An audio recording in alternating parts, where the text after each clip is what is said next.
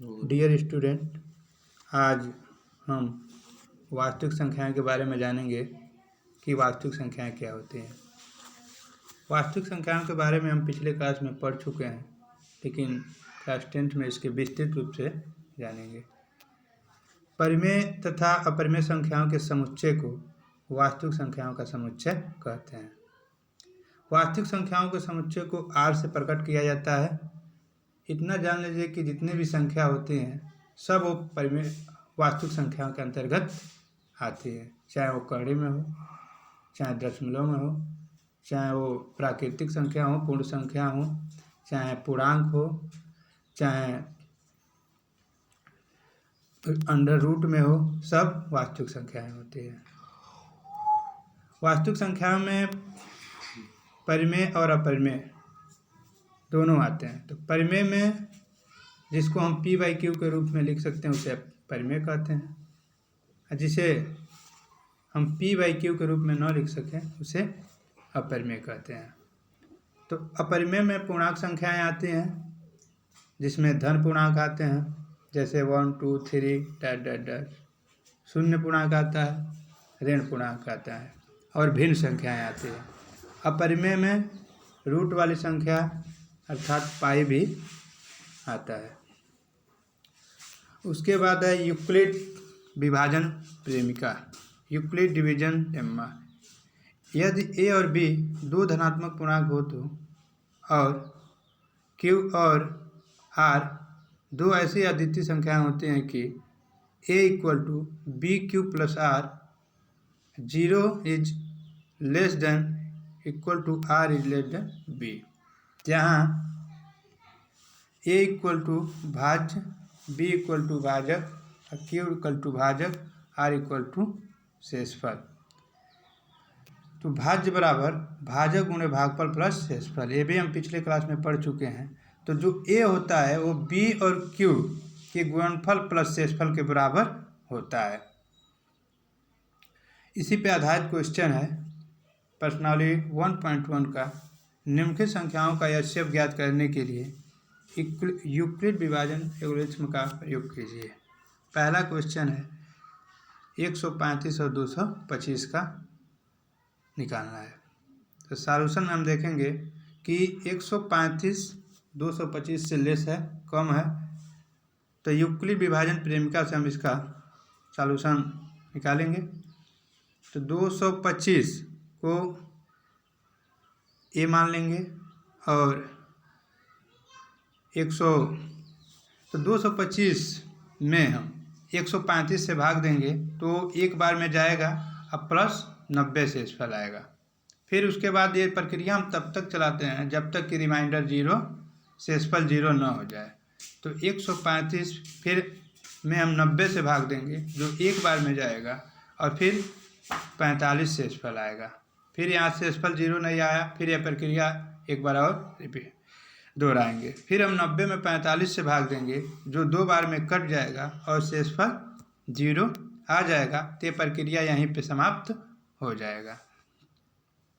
तीसरे पद में शेषफल 0 और अंतिम भाजक 45 है, अतः 135 और 225 का HCF 45 है। इसको रफ में हम HCF निकाल लेंगे। इसको रफ 135 में 1 से गुणा किए हैं तो 135 घटाए हैं, तो यहाँ पे रफ से समझ लेंगे। ऐसे इस प्रक्रिया को तब तक दोहराते हैं जब तक शेषफल 0 न हो जाए। उसी पे आधारित क्वेश्चन है HW, दूसरा, तीसरा और एक और क्वेश्चन है। इसको घर से सॉल्व करना है इसी के आधार पे।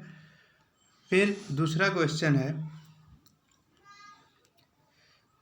दर्शाइए कि कोई भी धनात्मक विषम पूर्णांक 6q + 1 या 6q + 3 या 6q + 5 के रूप का होता है।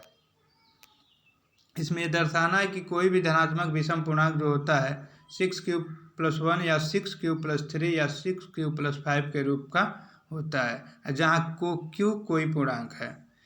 तो सॉल्यूशन में हम मान लेंगे, माना कि एक a धन पूर्णांक है तथा b = 6 है।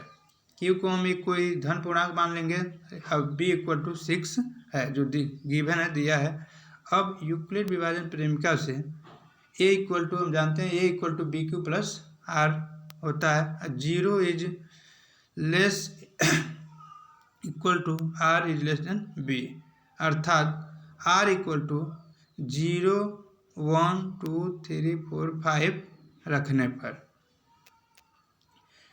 ए इक्वल टू 6, अब आर के जगह पर एक बार 0 रखेंगे, फिर 1 रखेंगे, फिर 2 रखेंगे, फिर 3 रखेंगे, फिर 4 रखेंगे, फिर 5 रखेंगे। तो सबसे पहले आर इक्वल टू 0 रखेंगे तो ए इक्वल टू 6 क्यू प्लस 0, जब 6 क्यू प्लस 0 होगा वो सम देगा। फिर ए इक्वल टू, जब आर इक्वल टू 1 रखेंगे तो ए इक्वल टू 6 क्यू प्लस 1, ये विषम होगा।